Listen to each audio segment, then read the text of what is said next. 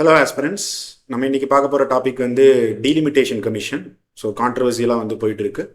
So tomorrow and day after tomorrow Indian பார்லிமெண்ட்டில் வந்து ஒரு ஸ்பெஷல் செஷன் வந்து கண்டக்ட் பண்ண போகிறாங்க.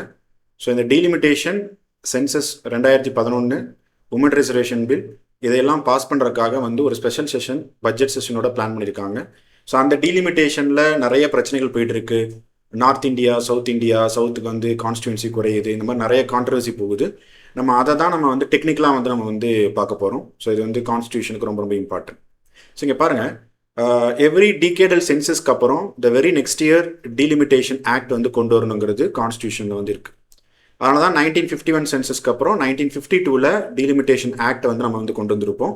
1961 அப்புறம் 62, 1971 அப்புறம் 72.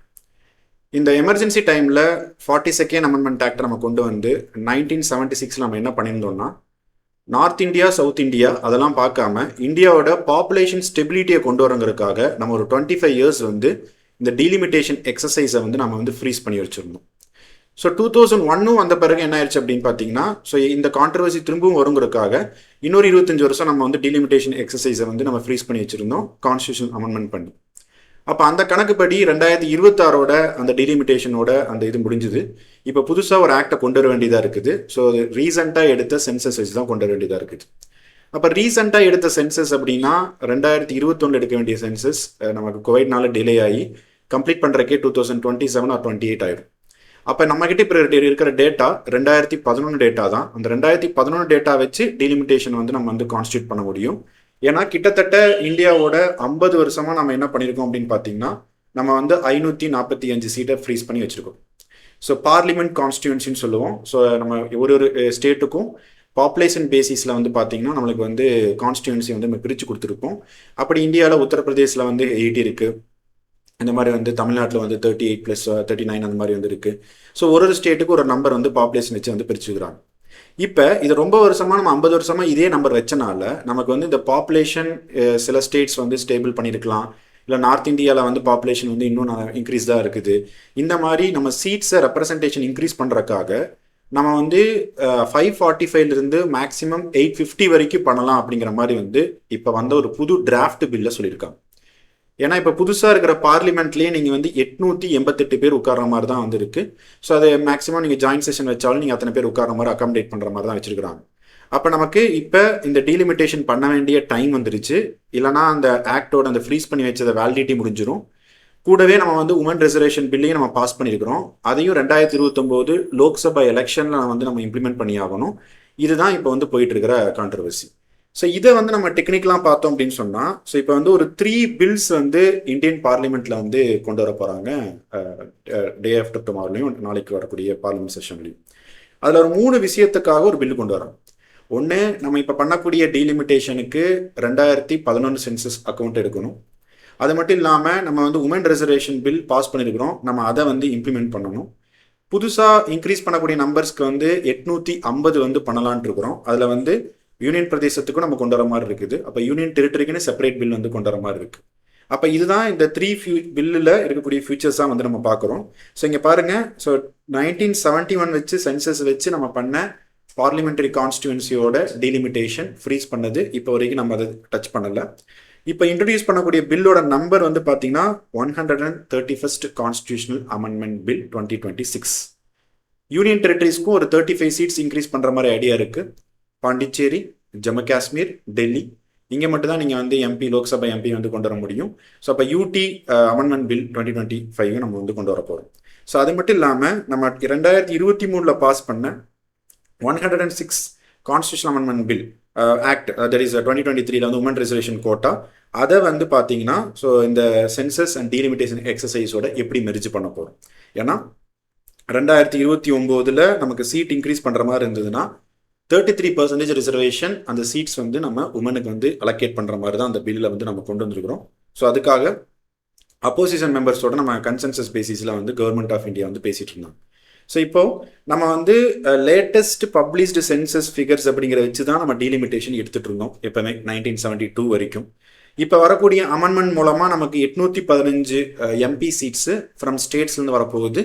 35 சீட்ஸ் வந்து யூனியன் டெரிட்டரிலேருந்து வரப்போகுது. அப்போ ஆர்டிகல் 81 நீங்கள் வந்து அமெண்ட்மெண்ட் பண்ணி ஆகணும். கான்ஸ்டியூஷனல் அமெண்ட்மெண்ட்டை கொண்டு வந்து தான் நீங்கள் என்ன பண்ண முடியும்னா டோட்டல் ஸ்ட்ரென்த்தை வந்து இன்க்ரீஸ் பண்ண முடியும். இப்போ டோட்டல் ஸ்ட்ரென்த்தோட லிமிட் வந்து 550 இருக்குது. இதை மேக்ஸிமம் வந்து 850 பண்ணலான்னு ஒரு ஐடியா இருக்குது. அப்போ 81ல் கிளாஸ் 2 வந்து பார்த்தீங்கன்னா நம்ம அமெண்ட் பண்ணி நம்ம லோக்சபாக்கு 1971 சென்சஸை நம்ம ஃபாலோ பண்ணியிருக்கோம். ஸ்டேட்டோட அசம்பிளி சீட்ஸ்க்கு வந்து நம்ம 2001 சென்சஸை நம்ம ஃபாலோ பண்ணியிருக்கோம். அப்போ இதை 2011 சென்சஸ் மாத்திரக்காக நம்ம அமெண்ட்மெண்ட்டை கொண்டு வரணும். அப்போ நம்ம வந்து 2031 சென்சஸை வச்சு தான் நம்ம 2032 தான் டீலிமிட்டேஷன் ஆக்ட் கொண்டு வர மாதிரி வந்து இருக்கு. ஏன்னா எப்பவுமே 2026 நம்ம டீலிமிட்டேஷன் முடியுதுன்னா நம்ம அடுத்த வரக்கூடிய டீகேடல் சென்சஸ் தான் கணக்கு வைக்கணும்னு கான்ஸ்டியூஷன் இருக்கு. பட் அது வரைக்கும் நம்ம வெயிட் பண்ணோம்னா உமன் ரிசர்வேஷன் நம்ம கொண்டு வர முடியாது. அதுக்காக நம்ம என்ன செய்யறோம், 2021 சென்சஸும் நம்ம வந்து வெயிட் பண்ண முடியாது. அதனால 2011 சென்சஸ் எடுத்து இப்போ டீலிமிட்டேஷன் ஆக்டை கொண்டு வரலான்னு பார்லிமெண்ட் வந்து முடிவு பண்ணியிருக்கிறாங்க. ஸோ அடுத்து வந்து பார்த்தீங்க அப்படின்னா ஆர்டிகல் 82 இதில் இங்கே அமெண்ட் பண்ண வேண்டியதாக இருக்கு. ஒன்று 81 சீட்டை இன்க்ரீஸ் பண்ணுறதுக்கான அமெண்ட்மெண்ட்டு, இன்னொன்று ஆர்டிகல் 82 ஒரு டேர்ம் யூஸ் பண்ணுறாங்க, readjustment after each census every census அப்படின்னு இருக்கு. அந்த வார்த்தையை ரீப்ளேஸ் பண்ணி ரீஅட்ஜஸ்ட்மெண்ட் ஆஃப் கான்ஸ்டியூன்சிஸ் அப்படிங்கிறது மட்டும் மாற்ற போகிறாங்க. ஏன்னா ப்ராக்டிக்கல் டிஃபிகல்ட்டிஸ் நான் ஒரு டீகேடுக்கும் கவர்மெண்ட் வந்து மெஜாரிட்டி மைனாரிட்டி எப்படி வேணா இருக்கலாம், தட் இஸ் 2/3 மெஜாரிட்டி வச்சு நான் வந்து கான்ஸ்டியூஷன் அமெண்ட்மெண்ட் பண்ணி நான் வந்து டீலிமிட்டேஷன் கொண்டு வரணுங்கிறது. ஸோ இது வந்து தேவையில்லாத ஒர்க்காக வந்து தெரியறதுனால இப்போ என்ன செய்கிறாங்க அப்படின்னா ரீஅட்ஜஸ்ட்மெண்ட் ஆஃப் கான்ஸ்டியூன்சிஸ் அப்படிங்கிறது மட்டும் ஒரு சென்சஸில் பண்ணால் போதும். அதுலேயும் வந்து பாருங்க, ஸோ ஸ்டேட் அசம்பிளிஸ்க்குலாம் ரிசர்வேஷன் SC STக்கு நம்ம வந்து கொடுக்க வேண்டியதாக இருக்குது. அதுக்கு 2001 சென்சஸ் வச்சு நம்ம இப்போ கொடுத்துட்ருக்குறோம். ஸோ இதை பற்றி இப்போ அமெண்ட்மெண்ட் பண்ணி நம்ம வந்து 33% உமன் ரிசர்வேஷன் கொண்டு வரலாம். அடுத்து இந்த டீலிமிட்டேஷன் அப்படிங்கிறது எப்படி பண்ணுவாங்க அப்படின்னு கேட்டிங்கன்னா டீலிமிட்டேஷன் கமிஷன் அப்படின்னு ஒரு கான்ஸ்டியூஷன் பாடி வந்து இருக்குது. அது இப்போ புதுசாக கான்ஸ்டியூட் பண்ணுவாங்க. Present supreme court judge, chief election commissioner, state election commissioners வந்து மெம்பர்ஸாக வச்சுக்கிட்டு தென் அதுக்கு ஒரு கோர்ட் மாதிரி வந்து பவர் கொடுத்து அது ஒரு அத்தாரிட்டி ஒரு யூனிக் பாடியாக தட் இஸ் அட்டானமியாக வந்து ரன் பண்ணும். அவங்க தான் டோட்டல் இந்தியாவோட கான்ஸ்டியூன்சி மேப்பை வந்து ரீட்ரா பண்ணி ஃபைனலாக வந்து அவங்க சப்மிட் பண்ணுவாங்க. ஸோ நம்ம வந்து கண்டிப்பாக அதை ஃபாலோ பண்ணி தான் ஆகும். இதை வந்து கோர்ட்டு கூட நம்ம இன்டர்வியூன் பண்ண முடியாது, because it's a constitutional independent body. இதில் இப்போ இருக்கக்கூடிய கவர்மெண்ட்னாலே எதுவும் பண்ண முடியாது. ஏன்னா டீலிமிட்டேஷன் கமிஷன் அப்படிங்கிறது செப்பரேட்டாக இண்டிபெண்ட்டாக ரன் ஆகிட்டு இருக்கிற ஒரு பாடி. ஓகே, சப்போஸ் ஸ்டேட்ஸ்க்கு அதே மாதிரி SC ST உமன், இப்போ நம்ம உமனுக்கு கொண்டு வந்தோம்னா அது எந்தெந்த தொகுதிக்கு நம்ம வந்து உமன் சீட்டு கொடுக்கலாம், SC STக்கு எப்படி ரீட்ரா பண்ணலாம், இதெல்லாம் ஒர்க்கும் யார் தான் பண்ண போகிறாங்கன்னா டீலிமிட்டேஷன் கமிஷன் தான் வந்து பண்ண போகிறாங்க. இப்போ இன்னொரு கான்ட்ரவர்சி இதை என்ன சொல்கிறாங்க அப்படின்னு பார்த்தீங்கன்னா ஒரு சென்சஸ் முடிச்சும் நம்ம வந்து மேண்டேட்ரியாக டீலிமிட்டேஷன் ஆக்ட் பண்ணிட்டு இருந்தது. இப்போ நமக்கு வேண்டாம், நம்ம எதுக்கு வந்து அதை செய்யணும், நம்ம வந்து டிஸ்கிரிஷனரியாக எந்த சென்சஸ் டேட்டா வேணால் நம்ம எடுத்துக்கலாம், பார்லிமெண்டரி கான்ஸ்டியூன்சியை பாப்புலேஷன் ப்ரொபோர்ஷன் நம்ம பிரிச்சுக்கலாம், இப்படிங்கிற மாதிரி ஒரு ஆக்டை வந்து கொண்டு வர போகிறாங்க. ஸோ அப்போ இது நார்மலாக நம்ம வந்து பார்த்தீங்கன்னா ஒரு கெப்பாசிட்டி பாருங்கள். ஸோ 888 மெம்பர்ஸ் இப்போ உட்காரலாம், எக்ஸ்பேண்டபிள் 1600 பேர் உட்காரலாம். நீங்கள் ஜாயின்ட் செஷனே வச்சு லோக்சபா ராஜ்யசபா மெம்பர்ஸ் உட்கார வச்சா கூட நீங்கள் வந்து இப்போ இருக்கிற அந்த நியூ பார்லிமெண்ட் பில்டிங் வந்து உங்களால் வந்து கெப்பாசிட்டி இருக்குது அப்படின்னு வந்து சொல்கிறாங்க. அப்போ நமக்கு வந்து 1971 அப்புறம் நம்மளால் வந்து டீலிமிட்டேஷன் எதுவும் பண்ணலை, ஃப்ரீஸ் பண்ணிட்டோம். ஸோ இப்போ 2011 சென்சஸ் வச்சு நம்ம வந்து பண்ண போகிறாங்க. ஸோ அது கொண்டு வரக்கூடிய பில் வந்து பார்த்தீங்கன்னா 131st constitutional amendment act. So இதுதான் இப்போ வந்து போயிட்டு இருக்கிற கான்ட்ரவர்சி. அப்போ பாப்புலேஷன் அப்படிங்கிறதையும் ஆர்டிகல் 81 தான் வந்து எடுக்கிறாங்க. ஃப்ளெக்சிபிலிட்டியாக கொண்டு வர போகிறாங்க. ரெஃபரன்ஸ் பாப்புலேஷன் எப்படி வேணால் பண்ணிக்கலாம் அப்படிங்கிற மாதிரி வந்து சொல்கிறாங்க. ஸோ இந்த மாதிரி சேஞ்சஸ்லாம் வந்து பார்த்தீங்கன்னா இப்போ இருக்கக்கூடிய அந்த டீலிமிட்டேஷன் கான்ஸ்டியூஷன் அமெண்ட்மெண்ட் பில்லில் வந்து கொண்டு வர போகிறாங்க. அது மட்டும் பாருங்கள், இப்போ ஒரு 10 வருஷம் நீங்கள் வந்து கான்ஸ்டியூஷன் அமெண்ட்மெண்ட் பண்ண வேண்டியதை எக்ஸிக்யூட்டிவே நீங்கள் டெசிஷன் எடுத்தால் போதுங்கிற மாதிரி கொண்டு வராங்க. அப்போ நமக்கு மக்கள் தொகை அதிகமாக இருக்குன்னு சொல்லி நினைக்கிறாங்கன்னா ஸோ இன்க்ரீஸ் பண்ணுறதுலாம் ஃபியூச்சரில் தட் இஸ் கான்ஸ்டியூன்சியை. அதே மாதிரி தேவையில்லை நினச்சாங்கன்னா ரீட்ரா மட்டும் பண்ணிட்டு நீங்கள் என்ன பண்ணிக்கலாம்னா ஸோ நீங்கள் அதை வந்து கண்டினியூ பண்ணிக்கலாம். ஸோ இந்த மாதிரி சில சேஞ்சஸும் இப்போ இருக்கக்கூடிய டீலிமிட்டேஷனில் கொண்டு வராங்க. அதுக்காக ஸ்பெஷலாகவே ஒரு டீலிமிட்டேஷன் பில் ஒன்று கொண்டு வராங்க. ஸோ அங்கே எப்படி அட்மின் பவுண்டரியை பிரிக்கிறது, எந்த ஃபிசிக்கல் ஃபீச்சர்ஸ் பார்க்கறது, அதே மாதிரி பப்ளிக்கோட கன்வீனியன்ஸ் என்ன, ஸோ அங்கே இருக்கக்கூடிய கரண்ட் ப்ரொபோர்ஷன் என்ன, இதெல்லாம் வச்சு தான் இப்போ வந்து நம்ம டீலிமிட்டேஷன் அப்படிங்கிறது வந்து பண்ண போகிறோம். ஸோ கடைசியாக பார்க்குறப்ப இதில் சவுத் இந்தியாவுக்கு வந்து டிஸ்அட்வான்டேஜ் அப்படிங்கிறத மாதிரிலாம் வந்து நம்ம போயிட்டுருக்கு. ஸோ அது வந்து எப்படின்னா நீங்கள் வந்து 1 vote 1 man 1 value அந்த ஈக்குவல் பிரின்சிபலில் தான் நம்ம வந்து இந்த கான்ஸ்டியூன்சியை வந்து நம்ம பிரித்து ஃப்ரீஸ் பண்ணி வச்சுருக்கோம். அப்போ நமக்கு வந்து ஆவரேஜாக ஒரு 15 lakh பீப்புளுக்கு ஒரு எம்பி அப்படிங்கிறது தான் நம்ம வந்து இப்போ பிரிப்போம். அதாவது இன்கேஸ் இந்த புது 2011 சென்சஸ் எடுக்கிறோம் அப்படின்னு சொன்னோம். ஏன் நம்ம வந்து 2000 அந்த 21 சென்சஸை வந்து வெயிட் பண்ண முடியலன்னா நமக்கு இப்போ வந்து உமன் ரிசர்வேஷன் கொண்டு வர கட்டாயம் வந்து இருக்குது. அது மட்டும் இல்லாமல் 2011 சென்சஸ் எடுக்கும்போது south states, better performing states, அவங்களுக்கு சீட்டு குறையாது. அதையும் கவர்மெண்ட் என்ஷூர் பண்ணியிருக்குது. சீட்டு வந்து இந்தியாவில் இருக்கக்கூடிய 28 ஸ்டேட்டுக்கும் ஈக்குவலாக 50% வந்து இன்க்ரீஸ் பண்ண போகிறாங்க. ஸோ இப்போ இருக்கிறத விட 50% இன்க்ரீஸ் அப்படிங்கிறது ஈக்குவலாக வந்து நடக்கும். அப்போ உத்தரப்பிரதேஷ் 80 இருக்குன்னா 140 போகலாம், தமிழ்நாடு 39 இருக்குன்னா 51+ வந்து போகலாம். இப்படி தான் வந்து சீட்டை வந்து இன்க்ரீஸ் பண்ண போகிறாங்க. அப்படி பார்க்குறப்ப ஸோ பீப்புள், பாப்புலேஷன், அதுக்கு எவ்வளோ எம்பி அப்படிங்கிறத நம்ம வந்து கால்குலேட் பண்ண போகிறோம். இதனால் வந்து நமக்கு வந்து சீட்டிங்க குறையுது, இல்லை அங்கே இன்க்ரீஸ் ஆகுது, அங்கே டிஸ்கிரிஷனரியாக பண்ணுறாங்க, இதில் எந்த இதுவும் கிடையாது. Because we are parliament democratic country, representative democratic country. நமக்கு வந்து இப்போ 50 வருஷமாக நான் 543 எம்பிஸை வச்சு தான் நம்ம ரன் பண்ணிட்டு இருக்கிறோம். அதுவே ஒரு 850 மாறும்போது என்ன ஆகுது அப்படின்னா இன்னும் பீப்புளுக்கு நிறைய வந்து கவர்னன்ஸில் வந்து உங்களுக்கு வந்து சேஞ்சஸ் வரும்.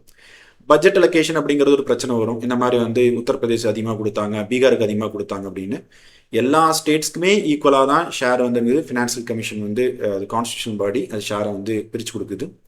அது மட்டும் இல்லாமல் பெர்ஃபார்மன்ஸ் பேஸ்ட் இன்சென்டிவ் கொடுக்குறாங்க. உங்கள் ஸ்டேட் நல்லா பெர்ஃபார்ம் பண்ணுறாங்க, பாப்புலேஷனில் பெர்ஃபார்ம் பண்ணுறாங்க, சோசியல் இண்டிகேட்டர்ஸில் பெர்ஃபார்ம் பண்ணுறாங்க, அதுக்கு தனியாக ஒரு இன்சென்டிவ் இருக்குது. இல்லை புவர் ஸ்டேட்டாக இருக்குது, இல்லை வந்து ரொம்ப அண்டர் டெவலப்டாக இருக்குன்னா அதுக்கு தனியாக ஒரு இன்சென்டிவ் இருக்குது. ஸோ இந்தியா மாதிரி ஒரு கண்ட்ரியில் வந்து நீங்கள் இப்படி நம்ம ஃபெடரலிசம் கான்செப்டில் வந்து கோஆப்ரேட்டிவ் ஃபெடரலிசமில் தான் நம்ம போக முடியும் தவிர, இல்லை உனக்கு நான் எக்ஸ்ட்ரா ஒரு ரூபா உங்களுக்கு கொடுத்தாங்க எனக்கு தரல, இது வந்து கான்ட்ரவர்சி வந்து இது தேவைப்படாது. பிகாஸ் நம்ம வந்து 2047 விக்சித் பாரத்தை நோக்கி போயிட்டு இருக்கிறனால இந்தியாவோட ஸ்டேட்ஸே வந்து பார்த்தீங்கன்னா நமக்கு வந்து ஒரு 50 ஸ்டேட்ஸ் இருந்தால் இன்னும் பெட்டராக இருக்குங்கிறது நீத்தி ஆயோக் வந்து சொல்லுது. அப்படி பிரிக்கும் போது உங்களுக்கு வந்து இன்னும் வந்து அட்மினிஸ்ட்ரேஷன் சென்ட்ரிக்காக நீங்கள் வந்து நிறைய பவர் ஹவுஸ், அதாவது ஃபார் எக்ஸாம்பிள் ஒரு கேபிட்டல் சிட்டி தான் ஒரு ஸ்டேட்டுக்கு இருக்குன்னா அப்போ வந்து பெரிய ஸ்டேட்டுக்கு வந்து அங்கே தான் நீங்கள் பீப்புள் போக வேண்டியதாக இருக்குது. அதுவே நீங்கள் நிறைய ஸ்மால் ஸ்டேட்ஸாக பிரிச்சிங்க அப்படின்னா அட்மினிஸ்ட்ரேட்டிவ் சென்டர்ஸை நீங்கள் வந்து கிரியேட் பண்ண முடியும். ஸோ இப்போ நம்ம நெக்ஸ்ட்டு ஸ்கில் செட்டை பார்க்குறோம், இல்லை வந்து நெக்ஸ்ட் ஏஐ ரெவல்யூஷன் அப்படிங்கிறது பார்க்குறோம். இப்படி போகும்போது பீப்புள் அப்படிங்கிறது வெல்ஃபேர், கவர்னன்ஸ், இது எதுவுமே வந்து உங்களுக்கு வந்து டிஸ்கிரிமினேஷன் அப்படிங்கிறது நடக்காது. பட் இது வந்து ஆஸ் அ பாலிட்டிக்ஸ் சைடில் வந்து பார்க்கும்போது ஒரு பெரிய கான்ட்ரவர்சியாக, இல்லை சீட்டு குறையறனால நம்மளுக்கு ஏதோ வந்து பவரே போயிடும், இல்லை நம்ம வாய்ஸே போயிடும். ஃபெடரலிசம் அப்படிங்கிறது கான்ஸ்டியூஷன் இருக்குது, உங்கள் வாய்ஸ் நீங்கள் எப்போவே கொடுக்க தான் போகிறீங்க. ராஜ்யசபாவில் உங்களுக்கு ரெப்ரசன்டேஷன் இருக்குது, லோக்சபாவில் ரெப்ரசன்டேஷன் இருக்குது. ஈவன் சிக்கிம்லேருந்து ஒரு எம்பி வந்தால் கூட அந்த ஒரு எம்பியோட கன்சர்னை வந்து ஸ்டேட்டுக்கு வந்து கேட்டு தான் ஆகணும். அப்போ உங்களுக்கு வந்து 39லேருந்து யாரும் குறைக்க போகிறது இல்லை, இன்க்ரீஸ் தான் பண்ண போகிறாங்க, ஈக்குவல் ரெப்ரசன்டேஷன் தான் பண்ண போகிறாங்க. இப்படி தான் வந்து இந்த டீலிமிட்டேஷன் கமிஷன் வந்து ஒர்க் ஆக போகுது. அப்போ இந்த 2 days பார்லிமெண்ட்டில் எப்படி இதை பண்ணுறாங்க அப்படிங்கிறத நம்ம வெயிட் பண்ணிவிட்டு ஸோ எகைன் நம்ம ஒரு வீடியோவில் வந்து நம்ம இன்னும் டீட்டெயிலாக வந்து பார்க்கலாம். தேங்க்யூ.